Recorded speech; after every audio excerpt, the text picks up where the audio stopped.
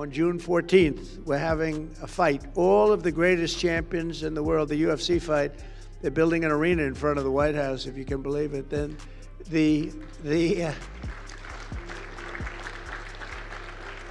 like 6,000 seats, and then they're going to build it for the fight. So, Jamie, what were you just saying? Trump said there's going to be 8 to 9 title fights at the White House UFC event, and that they're, in quotes, withholding. There's only 8 weight classes. So how's there going to be 9 title fights? Well, maybe a BMF fight. Maybe add a BMF. John Jones has stated publicly he wants to fight at the White House. He tells anyone that'll listen, even last week he was at the Grammys or some shit like that, and speaking about how he's back testing and he's ready to fight. I think that he's very serious about what he's doing with his comeback fight. He's gonna do that fight. I mean, unless something really crazy off the wall happens, this truly, really is. No injury, nothing. I don't feel any pains. I'm ready. Who is gonna be next? Let's do this, and I will make it easy. 9 title fights and an 8-division championship? What is UFC planning to do with the White House event? Trump recently weighed in on the White House UFC event and instantly sent the entire MMA world into confusion and excitement at the same time. His statement to want 8 or 9 title fights on the same card didn't just sound bold, it sounded completely outside the normal limits of UFC scheduling. Immediately, fans started wondering if he misunderstood how many divisions exist, or if he was insinuating the UFC was planning something unprecedented. The chaos surrounding his comments created a huge wave of attention, wherein people started to dream about what such an event would even look or feel like. His words didn't just cause a reaction, but pushed the entire community into full-scale speculation mode over the potential magnitude of the White House card. On June 14th, we're having a fight. All of the greatest champions in the world, the UFC fight, they're building an arena in front of the White House, if you can believe it. Then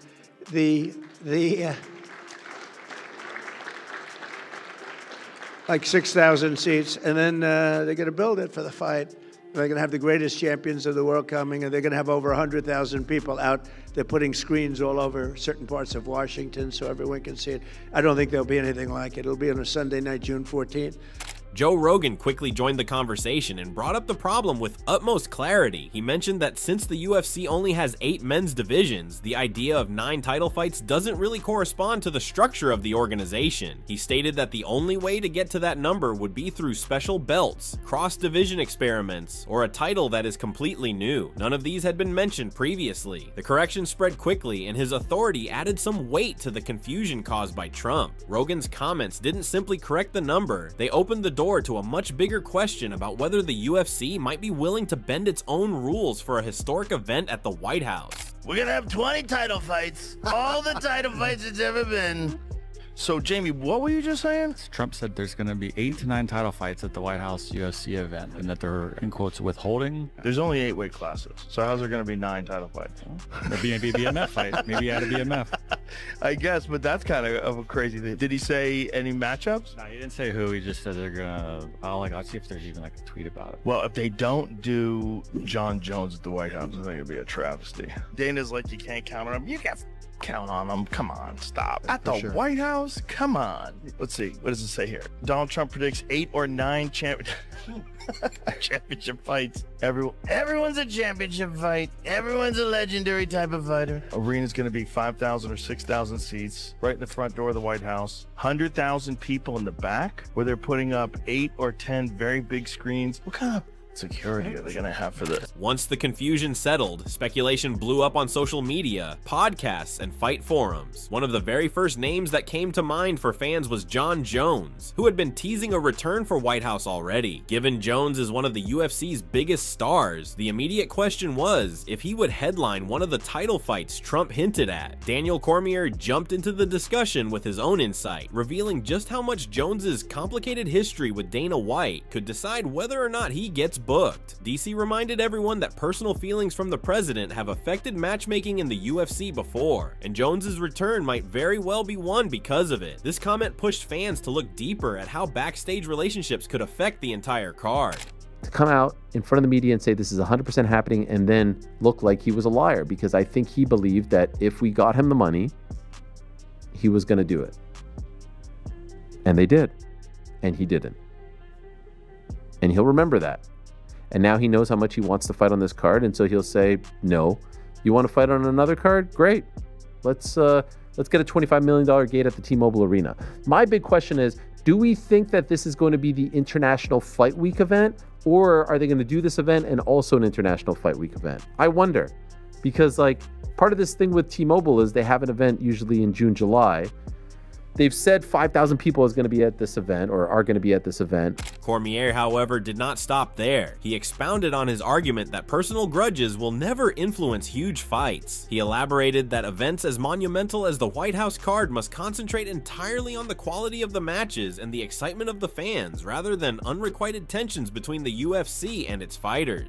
John Jones has stated publicly he wants to fight at the White House. He tells anyone that'll listen, even last week he was at the Grammys or some shit like that, and been speaking about how he's back testing and he's ready to fight at the White House. But Dana seems more stern in not letting him today than I have ever seen him in regards to John Jones. And if I'm being completely honest, I don't know that I agree. I think I would let him fight. At the end of the day, when we're fighting at the White House, you want American people that can win. At the end of the DC called for professionalism, stating that setting aside personal issues is important if the UFC were to truly provide something big and noteworthy to remember. Without further ado, his message directly shifted toward other fights that could fit into such an event and whether or not the leadership of the UFC would allow rivalries, grudges, or politics to get in the way of some solid matchmaking. I would have said, you'll probably beat him right now, because guess what? Tom has never been pushed into those championship rounds. But if Tom gets to those once he gets to those championship rounds, even now, say Cyril Gane pushes him 25 minutes, and if he beats Cyril Gane, but he learns to go 25 minutes where that first time you feel that, I gotta get up off that stool after the third round. Yo, Tom hasn't gotten off the stool for a third round. You needed to fight Tom now, when he doesn't have that experience, especially as John Jones. One of the hottest discussed possibilities was Michael Chandler versus Conor McGregor. Chandler himself argued the White House event would be the perfect place to finally settle their long-delayed matchup, pointing out that the magnitude of the card matches the size of their rivalry. Fans immediately reacted because this fight has been teased for years but never finalized, and at the White House setting, it would mean even more. Chandler's confidence created a surge of momentum behind the idea, and the community began linking this potential fight directly to Trump's dream of having multiple title-level matchups on the same night. You know, I think obviously that's a fight that I want. I want the White House. You know, first and foremost, I want the White House. Ideally, if it becomes Conor, that would be awesome. You know, obviously we have some animosity or some unfinished business. Once again, I just said there's not really animosity. I got respect for him, he's got respect for me, but we do have an unfinished business. The reason it became even more believable was when David Feldman, a BKFC partner and close friend of McGregor's, acknowledged the rumor by saying Conor is already in heavy training for the event. He explained that McGregor is locked in, motivated, and working as if there will be a huge announcement. That update drastically bumped up fan belief that this time Conor's return could really happen. Feldman's statement tied perfectly into the escalating excitement because it indicated the possibility that McGregor stepping into a high-stakes fight at the White House wasn't just hype, it might be real preparation for something major. I think that he's very serious about what he's doing with his comeback fight. He's gonna do that fight. I mean, unless something really crazy off the wall happens, this truly, really is the best Conor McGregor I've seen. Now, I haven't known him forever, but I've known him for 2 years, and this is the best Conor I've ever seen. Focused, training. You know, we had some conversations, me and Conor, and I just said, bro, I mean, you're the biggest legend that ever hit the fight game, really, almost. Just, you know, let's get back in there and train. And he's doing everything that I think a fighter should do at this point. He's got a long time to go before that July 4th card next year. So if he can maintain his focus, which I have no reason to believe he won't, and maintain his training and focus on everything, he's got a great shot at being the old Conor McGregor. The fact that McGregor and Dana White have such a close relationship made the speculation even louder. Dana has long praised McGregor, always referring to him as a huge draw and one of the easiest fighters he's ever dealt with. Due to their long-standing partnership, fans began to assume that McGregor fighting on the White House card is more likely than not. His business value, appeal to the media, media, and capability of raising pay-per-view numbers made him the most sensible selection for one of the main attractions. This in turn naturally pushed fans into the next big question. If McGregor fights at the White House event, what title would he compete for? He's a smart dude, and you know, he's actually been one of the easiest guys to deal with. Really? Honestly. Yeah. Listen, Conor McGregor would be perfect if he showed up everywhere on time. I mean, if he did that, he'd literally be the perfect guy he to just work. doesn't give a fuck. Yeah, it's just, you know, it's all part of his thing. You know what I mean? Yeah. But no, we have a great relationship, and he's been great to work with. Chael Sonnen immediately gave an answer that expanded the conversation. He said the UFC can just create a custom belt for McGregor versus Chandler, like the Boxing Association did for McGregor versus Mayweather. As Sonnen explained, the UFC doesn't need a divisional championship to promote a big fight because a made-for-the-moment belt would do. His perspective helped people understand how Trump's 9-title fight comment might be possible, and also tied the speculation into another rivalry that could realistically fit the card. And was able to participate in Conor McGregor versus Floyd Mayweather. And we had no idea it was going to be for the money belt until the press conference, which was 1 day before the weigh-in and 2 days before the fight. And it was a total scam, by the way. This thing was diamond encrusted, and they had like security guards around it because it was worth millions of dollars. When the show ended, the production where they brought this out, they got the security guards and it's in the case and this thing's all that. When the show ended, they left the belt. I found it. I found the belt. Another big rivalry in discussion is Islam Makhachev versus Ilia Topuria. Islam had already stated after beating JDM that he was ready for whoever and didn't plan on slowing down. The fans quickly imagined this cross-division showdown, with both men coming in as champions with explosive styles and massive followings. The idea of Islam defending his legacy against the rising dominance of Ilia instantly caught fire. Their rivalry gained even more attention because both fighters have been openly discussing each other, creating natural drama to fit into a super event like the White House card. No injury, nothing. I don't feel any pains. I'm ready. Who is gonna be next? Let's do this, and I will make it easy. And today I show you, Jake's one of the best in this game. You know, one of the hardest opponent. That's why I prepare so hard to make this easy. And this is our plan. And I did exactly. He defends. I try to like do some chokes, try to make Kimura, but he defends very well. But I make this easy because I training so hard.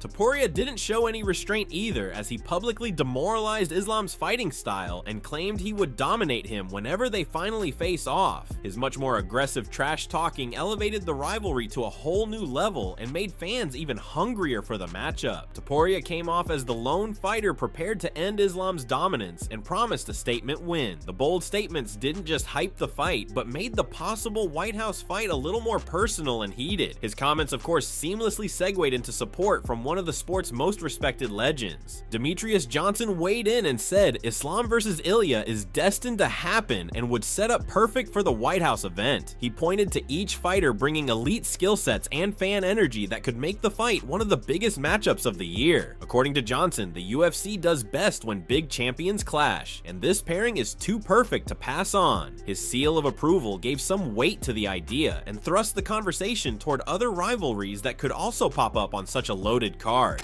Finally, middleweight champion Khamzat Chimaev chimed in and stated he would be down to defend his belt on the White House event if the UFC can make the right arrangements. He admitted it would be tough for the promotion to handle so many title fights on one card, but he promised he would answer the call if they came knocking. The fire got even bigger with his acceptance because Khamzat fights always attract huge attention globally. His statement helped close out the discussion by showing that even champions are excited about the White House card's potential.